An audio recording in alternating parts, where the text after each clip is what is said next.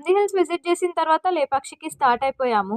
Around 11:30కి reach అయిపోయి ఉంటాము. On the వేలో బ్రేక్‌ఫాస్ట్ చేయాలనుకున్న అందరు నిద్రపోవడం వల్ల డైరెక్ట్ ఎళ్ళాక తిన్నామనమాట.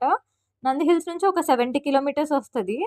ఇది అనంతపూర్ డిస్ట్రిక్ట్‌లో ఉంటది. అందుకే ఎండలైతే ఘోరంగున్నాయి. ఈ టెంపుల్‌ని 16థ్ సెంచరీలో విజయనగర ఎంపైర్ ఉన్నప్పుడు క్రియేట్ చేశారంట.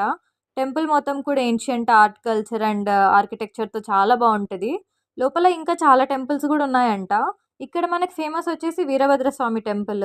ఓల్డ్ పెయింటింగ్స్ అయితే చాలా అనిపిచ్చాయి నాకిక్కడ. ఇంకొక మెయిన్ అడ్వెంచరస్ థింగ్ ఏంటంటే ఇక్కడ హ్యాంగింగ్ పిల్లర్‌ని చూడడానికి చాలా ఎక్కువ మెంబర్స్ వస్తారనమాట. అండ్ ఆల్సో లేపాక్షి అని నేమ్ ఎలా వచ్చిందో మీకు ఐడియా ఉందా? రామాయణంలో వినే ఉంటారు.